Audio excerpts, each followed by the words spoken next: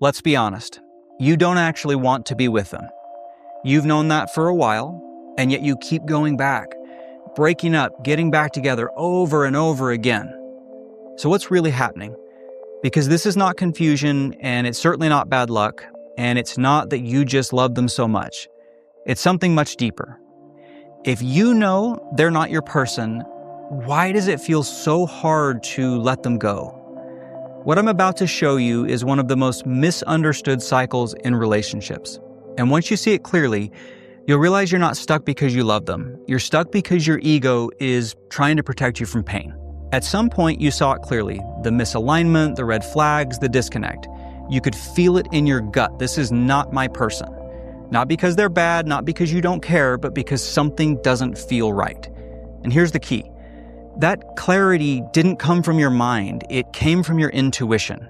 It's this quiet knowing that felt very simple, clean, and undeniable.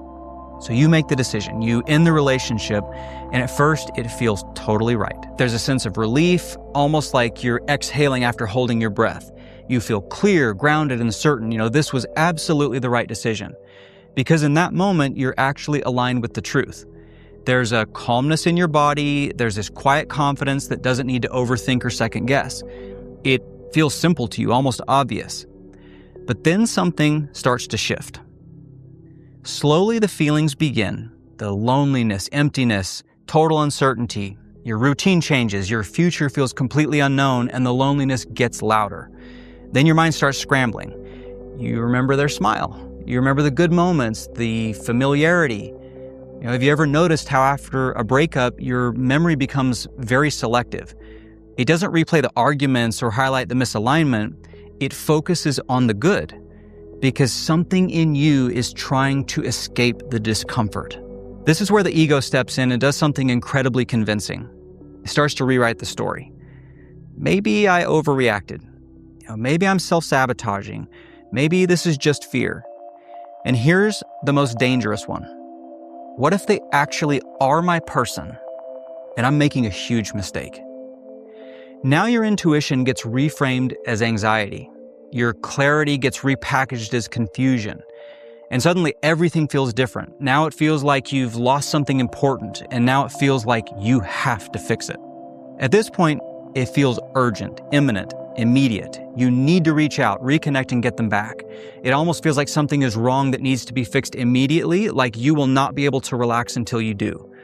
The discomfort is so loud that it convinces you that action is the solution. But here's the truth that most people miss. You're not actually being pulled by love. You just need relief. And so you go back. The moment you reconnect, everything settles. The anxiety goes away, the loneliness fades, and the pain calms down. And you think, see, this is the right decision. But what you're actually feeling is relief, not alignment, relief from the pain that you were trying to escape. It's more like a withdrawal cycle than anything else. You were hurting and craving, you were dysregulated, and the moment you get access to them again, your system stabilizes. Of course it feels right. But that feeling isn't telling you the relationship is healthy. It's telling you the pain just stopped.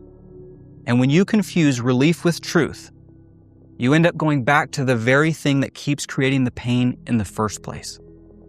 Then, a few days or weeks pass and slowly the same feelings return. The misalignment, the frustration, the disconnect. You realize that nothing has changed. Because the relationship was never the issue.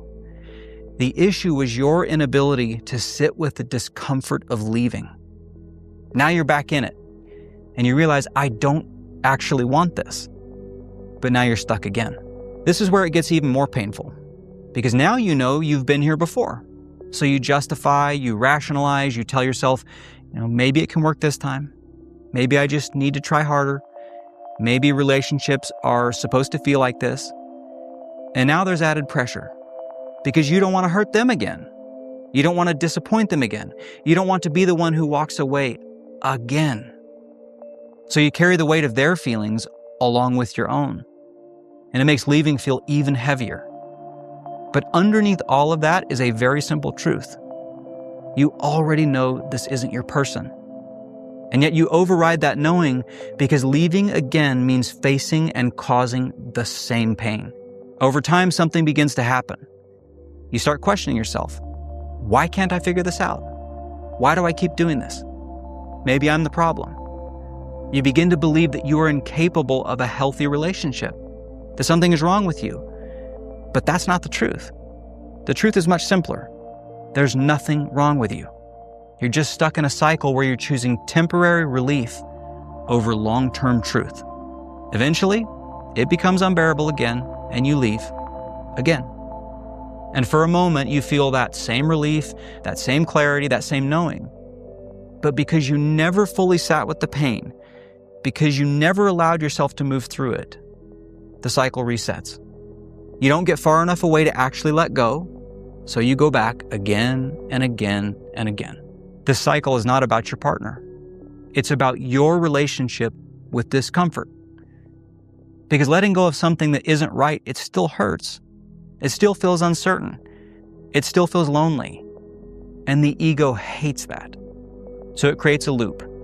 Leave, feel pain, rewrite reality, go back, feel relief, remember the truth, repeat. Not because it's right, but because it's familiar. So how do you break it? Not by finding someone new, and not by thinking harder, but by doing the one thing you've been avoiding. Feeling the pain without escaping it. Processing the hurt without seeking relief. Letting yourself be alone. Letting yourself grieve. Let the uncertainty exist. Because on the other side of that pain is clarity that doesn't waver. A knowing that doesn't collapse under discomfort. And from that place, you don't go back. Not because you're forcing yourself not to, but because you no longer need to. You finally face the pain long enough to get back into alignment. Thanks for watching this video today. If you get value from my content, make sure you like, subscribe, and turn on notifications. I don't want you to miss future conversations about awareness and emotional freedom and enlightenment.